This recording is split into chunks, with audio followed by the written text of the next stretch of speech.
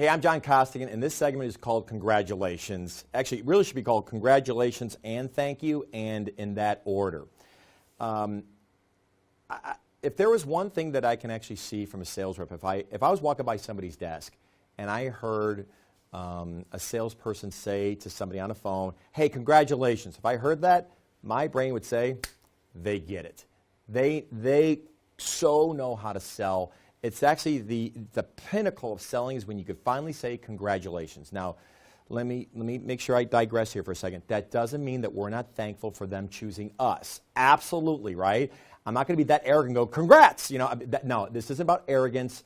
Listen to me. This isn't about arrogance. It's about selling the right way. I've made jokes before where I've said, listen, if somebody comes up to you, let's pretend somebody, and it's a very serious disease, but let's pretend somebody is an alcoholic.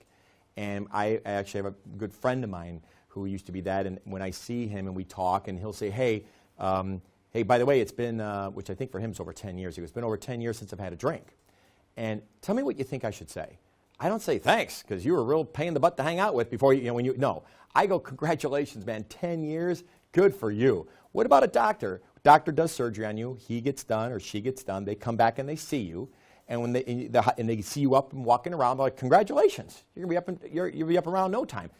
Congratulations makes it about them, not about you, right? So one of the things I do is through the sales process, when I meet somebody, if all your conversations are about them and what they're trying to accomplish and the challenges they have with their customers, their processes, their deliveries, because everybody's got challenges. If you make it all about them, then as you work with them in this process of questioning, and then you finally deliver how you think you can help them, at the end of the day, when they call you back and they go, John, looks like we're going to move forward with you, then you say, oh my gosh, hey, Bob, congratulations. I know you had some hurdles here. You also had to get some approval from some people up top. Good for you. I'm glad you got that done. Congrats. Hey, and by the way, thanks, buddy. I mean, I'm honored you chose us, but this is going to be great, but congrats, man.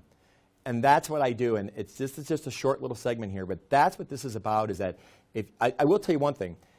If you sell like a lot of salespeople sell, and I know I'm being cynical here, but I've trained all over the world, and I'm not saying that like, boy, John's trained all over the world. No, it's not about John. It's about, hey, I've gone to a lot of countries where I've had different cultures like Italian, Spanish, where Germans, where they're like, hey, I'm not sure if I can get away with saying congratulations in our language. It comes across kind of arrogant, John. I get that, you guys. There's different cultures where you can and cannot do things. I do think, though, this, no matter what culture you are in the world, if you constantly make it about them and solving their problems as opposed to about you and how great you are, then you might be able to pull off, in your words, the congratulation concept better than just saying thanks. One thing I've always said is that, hey, listen, if you make it about them, the money will come. Just keep helping people. If you make it about you, you're going to sound like a salesperson. And by the way, you still may have money come, but it's just a completely different feeling. And I will tell you one thing. When you do that, you go from vendorship to relationship to partnership to sometimes friendship. That's how you grow that, because you're constantly making it about them.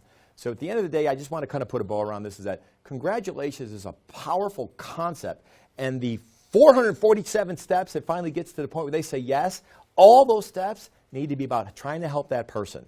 And kind of like the doctor and like the alcoholic example and all of it, if you can understand that concept, and every time you're in front of somebody, if you make it about them, trust me, they will see you. You will establish trust so much quicker, and trust is the number one reason why people buy. They trust. It's not price, it's trust. So I hope you get that concept. Good luck to you. It's John Costigan. Hey everybody, John Costigan here. The toughest part to any sale is getting in the door, right? Tell you what, click on the URL below this video or go to costigantraining.com/free week. Take the first step of solving this huge problem of getting in the door. It's 5 days, 5 clips, less than 5 minutes. Click on the link. We'll see you in a few seconds.